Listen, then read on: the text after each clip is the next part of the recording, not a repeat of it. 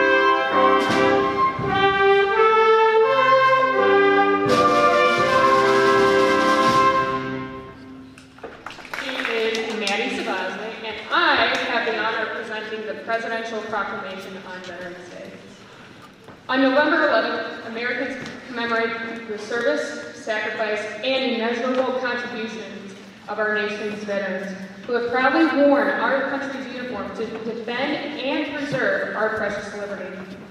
As we celebrate Veterans Day, we pause to recognize the brave men and women who have fearlessly and faithfully worked to defend the United States and our freedom. Their devotion to duty, patriotism, deserves the respect and admiration of our grateful nation each and every day. We are forever thankful for the many heroes among us who have bravely fought around the world to protect us all. Time after time throughout the history of our republic, veterans have defended our way of life with integrity, dedication, and distinction. In respectful recognition of the contributions our service members have made to advance peace and freedom around the world, the Congress has provided that November 11th of each year shall be set aside as a legal public holiday to honor our nation's veterans. As Commander-in-Chief of our heroic armed forces, I humbly thank our veterans and their families for their willingness to answer the call of duty and for their unwavering love of the country. Today we pledge always to fight for those who have fought for us, our veterans, who represent the best of America. They deserve our prayers, our unending support, and our eternal gratitude.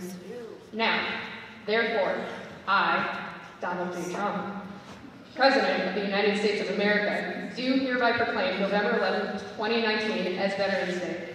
I encourage all Americans to recognize the fortitude and sacrifice of our veterans through public ceremonies and private thoughts and prayers.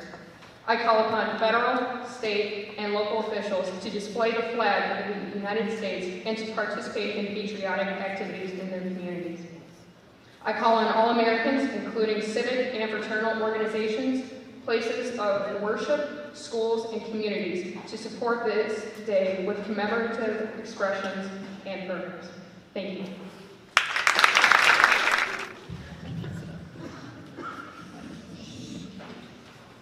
I will now present the origins of Veterans Day. In 1921, an unknown World War I American soldier was buried in Arlington Cemetery. This site, on a hillside overlooking the Potomac River and the city of Washington, D.C., became the focal point of reverence for America's veterans. Similar ceremonies occurred earlier in England and France, where an unknown soldier was buried in each nation's highest place of honor. These memorial gestures took place on November 11th, giving universal recognition to the celebrated ending of World War I, fighting at 11 a.m., November 11th, 1918, the 11th hour of the 11th day of the 11th month. The day became known as Armistice Day. Armistice Day officially received its name in America in 1926 through a congressional resolution. It became a national holiday 12 years later by similar congressional action.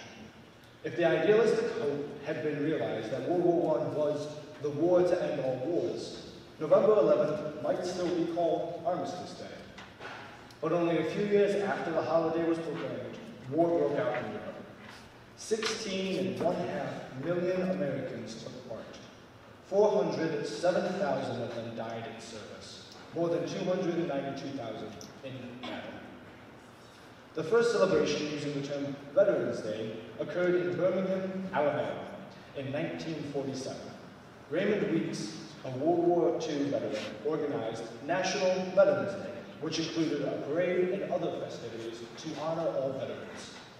The event was held on November 11th, then designated Armistice Day.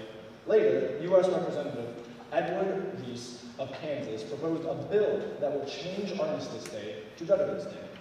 In 1954, Congress passed a bill that President Eisenhower signed, proclaiming November 11th as Veterans Day.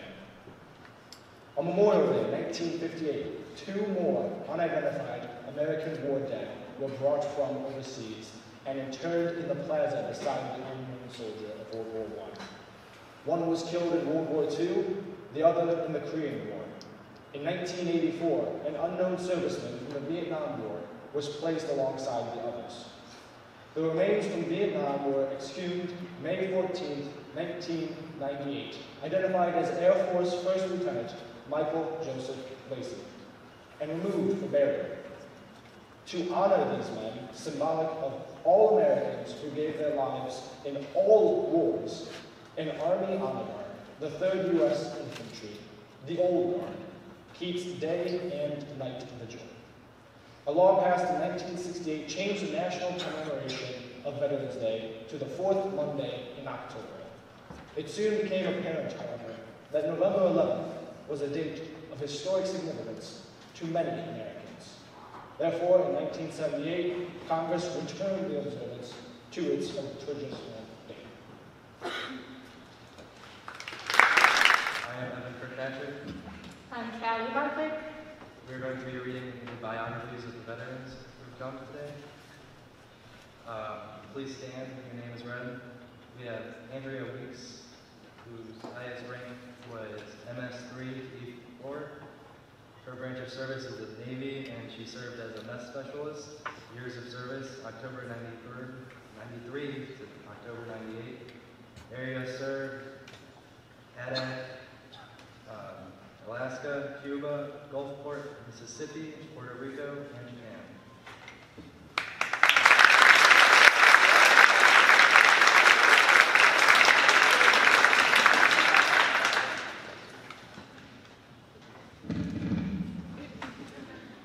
Robert O'Hara was a corporal in the U.S. Army, served from 1951 to 1955 in Japan and Korea.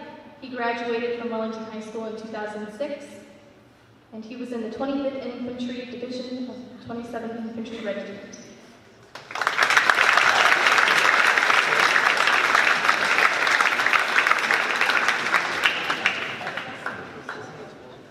Jim Schwartzer, whose highest rank attained was a petty officer, second class, E5. He served in the Navy with submarines. He was intelligence sonar for 4 years, from 1977 to 1981. He served 2 world tours submerged, and he would like to share that. He had 90 plus days submerged patrols on a nuclear sub carrying ballistic missiles.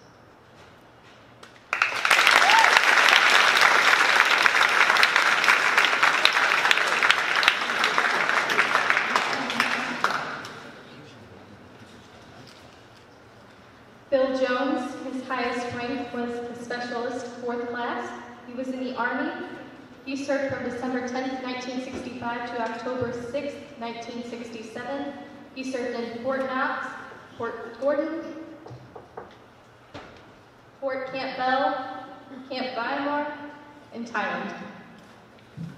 He would like to say that he is extremely happy when discharged.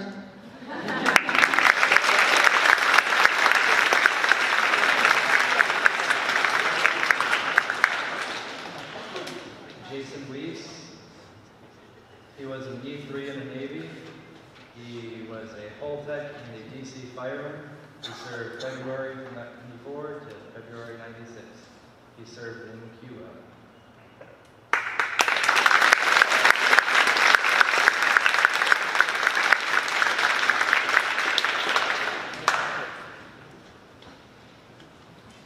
John Capek, his highest rank attained was sergeant in the Army. He served from 1969 to 1972 in Central Vietnam. He would like to share that he is a proud veteran.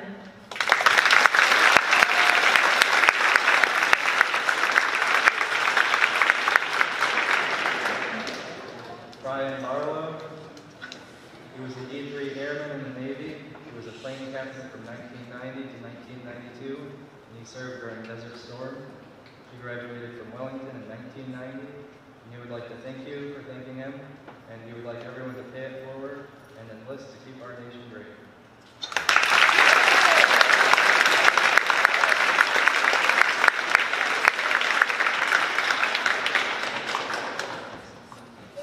Connor Bright, he was private.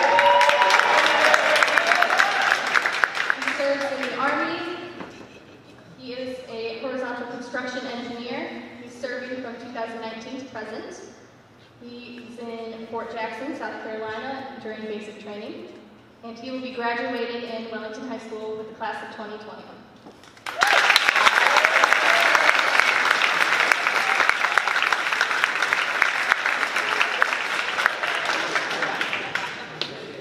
Lyle Hansen. He's an E4 with the Air Force. He served from 1963 to 1967. He served in South Dakota and Southeast Asia.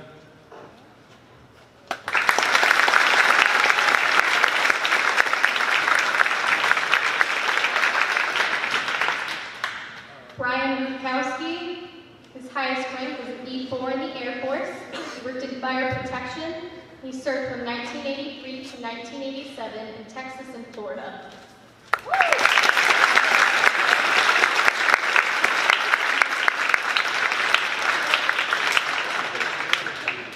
Robert Hughes. He was an E6 in the Army. He served from 1963 to 1969 in Germany and Vietnam.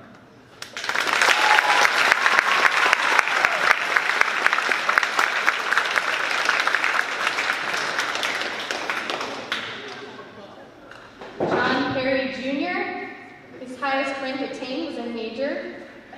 His branch of service was the U.S. Army. He worked in Signal Corps, and he served from 1982 to 2004 in Fort Gordon, Georgia, Fort Hood, Texas, and Cleveland, Ohio.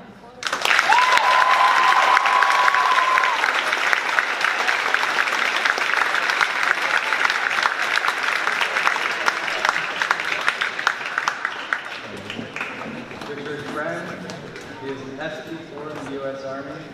He is a combat engineer from 1978 to 1981 from Germany. He graduated from Wellington High School in 1978.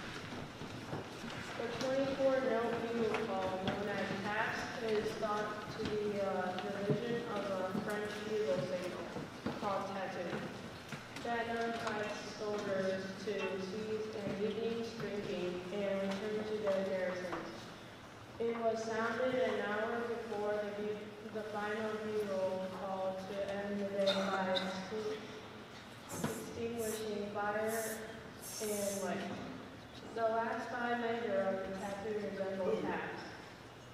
The revision that gave us present-day taps was made during the American Civil War by General Daniel Adams Butterfield.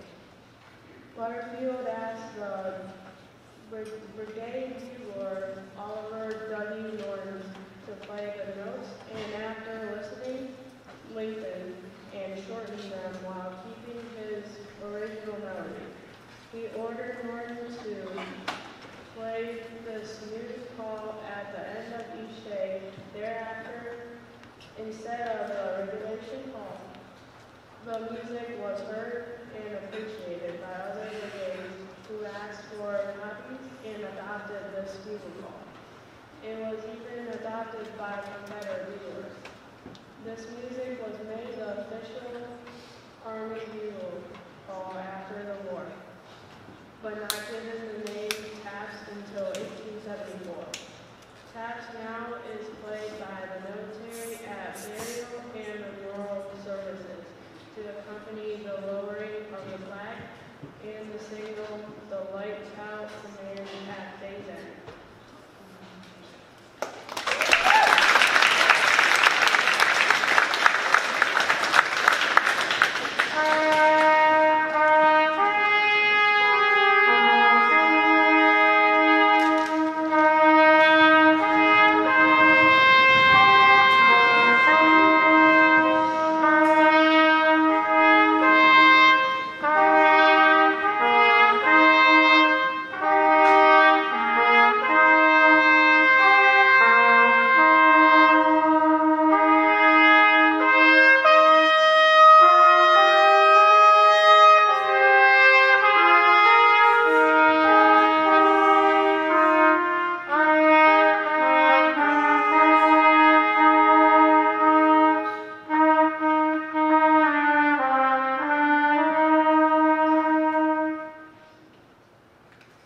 Gentlemen, in case you don't know or you couldn't pick that out, that was a rendition of Taps over the song Over There that comes out of World War I.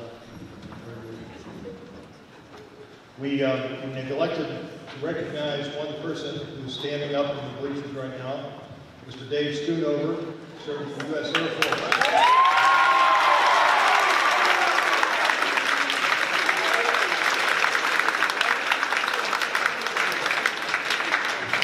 Sorry about that, Mr. Schoonover.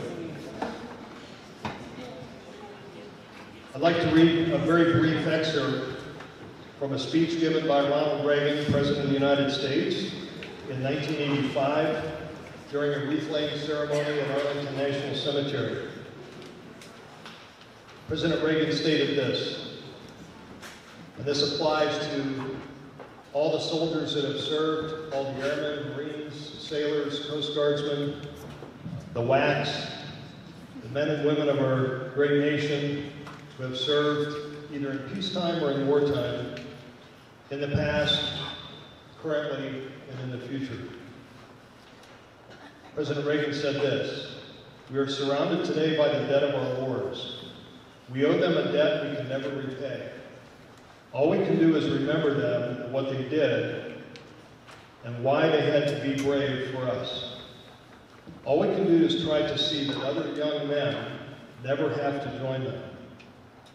Today, as never before, we must pledge to remember the things that will continue the peace. Today, as never before, we must pray for God's help in broadening and deepening the peace we enjoy. Let us pray for freedom and justice in a more stable world. And let us make a compact today with the dead, a promise in the words for which General Matthew Ridgway listened and stated, 'I will not fail thee nor forsake thee.'" On behalf of Principal Tina Drake, I would like to thank the Civil War History Club for your assistance in putting on the program today. I'd also like to thank and recognize the Duke's Marching Band, our choir. Thank you to the student body for your attention, your attentiveness in honoring our veterans. I'd like to thank the custodial staff, Mr. Friend, and the folks that assisted you today. And most especially, we would like to give a heartfelt thanks to all of our veterans. Thank you, ladies and gentlemen, for coming today.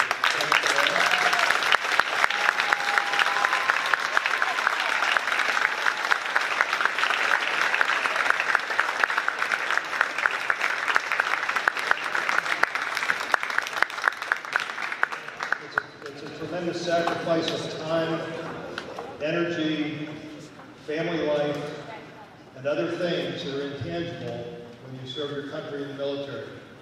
And we thank you greatly for your service for our great nation. At this time, those of you that have documents in your hand, would you please come forward and line up in front of the veterans?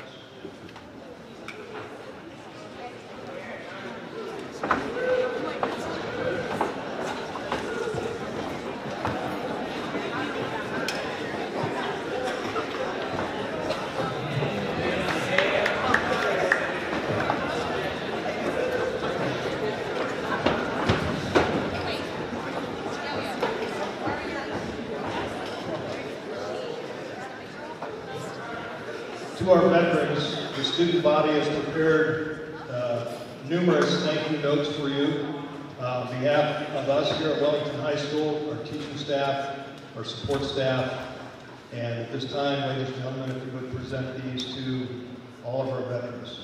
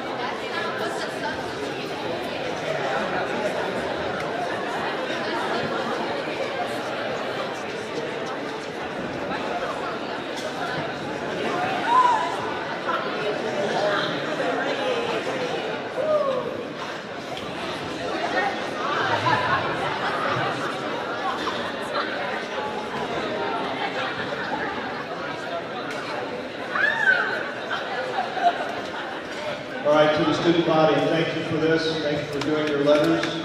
And last but not least, a very special thanks to Mrs. Wyman, Mrs. White, and any of the students that assisted you today to get these out. Appreciate that very much.